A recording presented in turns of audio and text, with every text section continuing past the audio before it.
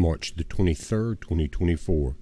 Guys, I was putting together a time chart for tomorrow night and going into early Monday morning of the two overlapping events, both the lunar eclipse and the incoming coronal mass ejection, because there is a slight overlap, and I want to talk about that. And there's times given, depending on what article or what editorial that you're looking at, they will give you different time zones, East Coast, West Coast, or universal time. So let's kind of mash all that together and see what we're coming up with. Now, we're going to be dealing with what's called a prenumbral eclipse. And what you're seeing is the orange areas of the moon increase as it's getting close to the horizon. What it's doing is going into the Earth's shadow. The Earth is not completely blocking it. It's not a full lunar eclipse. It turns it red and orange because what you're seeing starting here is the shadow of the Earth. And as it moves closer to the horizon, you'll see more and more of this blockage. But again, the Earth is not going to be blocking it, but the shadow of the Earth will be on the moon. It's going to be cool if you're in the area where you can see it. And that's what we're dealing with. Now let's look at the times and how they will overlap.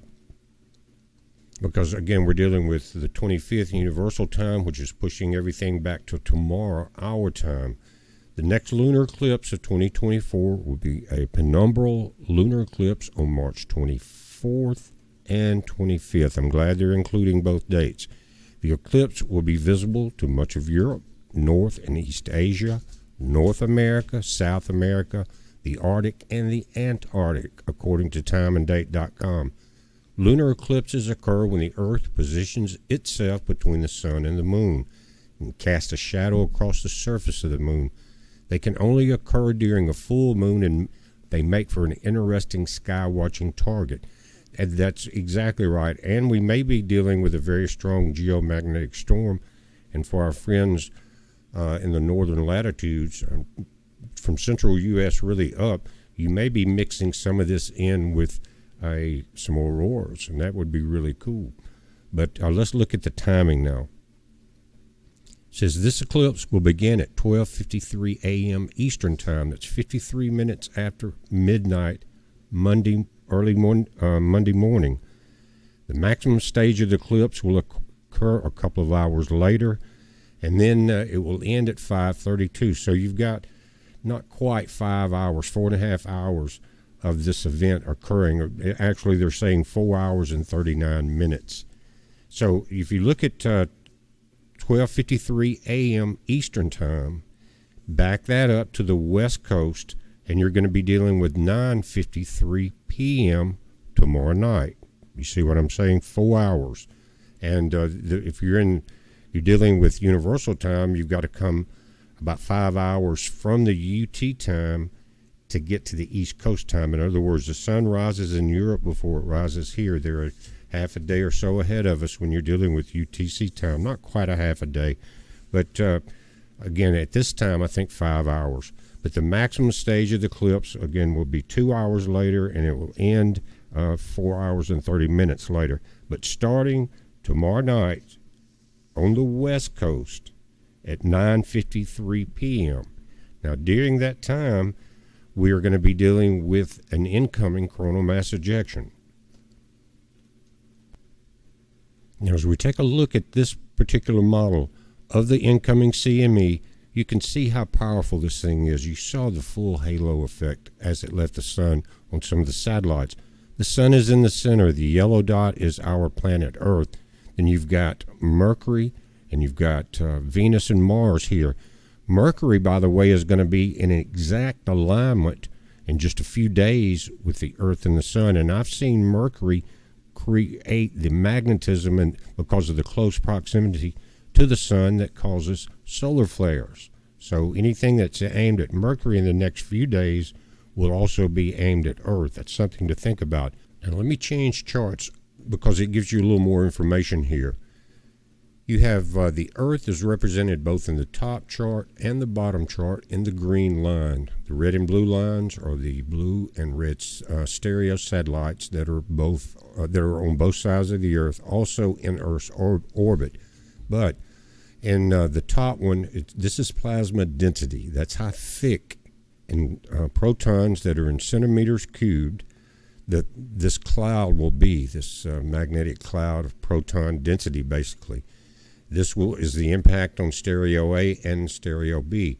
Again, on the bottom chart, Earth in the green, this is radial velocity in kilometers per second. This is solar wind speed, and we're going to be approaching between 500,000 and 1,000,000 miles per hour if this stays like that. But I've got it stopped. Notice the timestamp at 1 o'clock. That's when we're going to start to see the impact. But remember, I always say there's a window there, plus or minus 7 hours, that because of the changing speed after it leaves the sun, it's hard to calculate. Now let's look at how this timing overlaps with our lunar eclipse. This is universal time, so at 1 o'clock in Europe, that's 1 a.m. in the morning, or 100 hours. 0 hours is midnight. So 1 o'clock in the morning, universal time, that's going to put us at 9 p.m. East Coast tomorrow night. That's going to put us at, 4 hours early or later? That would be, so at 9 p.m. on the East Coast, you're going to be dealing with 5 p.m. on the West Coast. So during that time, we're going to be seeing the overlap of these two events. Again, starting with the CME coming in tomorrow night around 9 o'clock. Not the 25th. That's why I was saying the overlapping of the UTC and the East Coast time and the West Coast time. But again, this represents 9 o'clock, 9 p.m. tomorrow night on the East Coast, 5 p.m. on the West Coast, as far as the impact is starting. Now, so you're going to be dealing with about 5 hours of this. So starting again tomorrow night, 9 a.m. East Coast, 5 a.m. on the West Coast. Now, because it's going to last about 5 hours, this geomagnetic storm and the CME coming in, the auroras and all of that, and the eclipse is going to be starting near the end of that. Eclipse is starting about 9:30 on the West Coast. Okay? So you've got 5 hours from there. So about the time the CME and the geomagnetic storm is starting to pick up, we should be coming out of the lunar eclipse. So you're going to have all of these events basically wrapping it around tomorrow night. And that's what I wanted to talk about. If that makes any sense at all, I'll play this forward, but you can see that from this point that's starting to rise right here at 1 o'clock in the morning UTC time, that it takes it a minute. We're already at the 26 before we completely die out of this effect, but it will gradually go down. And then also your solar wind speed here will gradually go down. All of this peaks out at the same time.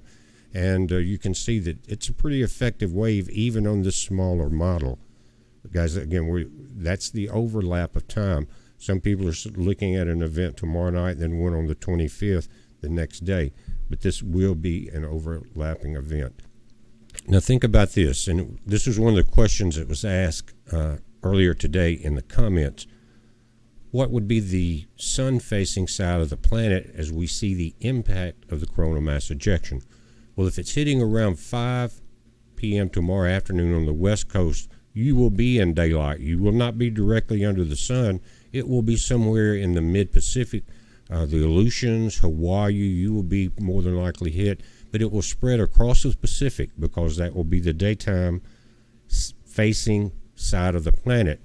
Now, it will be dark on the East Coast, and that will kind of filter through the time zones from central over through mountain into the west side. So New York, you in Florida, the East Coast, you will not be on the sun-facing side of this impact. But remember, pressure on the tectonic plates can spread very quickly. So again, in the afternoon tomorrow, guys, you in New York, rush hour, you may start seeing the impacts of this coronal mass ejection. So pay very close attention to it.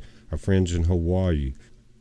And we've seen that 7.0 quake today, so watch out from there down around Papua New Guinea all the way up through Japan, Kamchatka, Russia. That's going to be the sections that will be Earth facing. Remember, we don't know the strength of it yet, but I do know that that was about the position the Earth was in, sun facing, and it was actually Tokyo was sun facing at about 2:45 or so in their time in the afternoon, directly sun facing, when a couple of X flares hit there and caused that quake that damaged Fukushima, cost thousands and thousands and thousands of lives. People still have not recovered from that, and we're still seeing devastating effects from the release from the nuclear plants. So that's what will be the impact, direct impact points. But again, if you're hitting one plate hard anywhere in the Pacific, you're dealing with the ring of fire, right? So we're going to watch it. It's a heads up, guys. Be safe.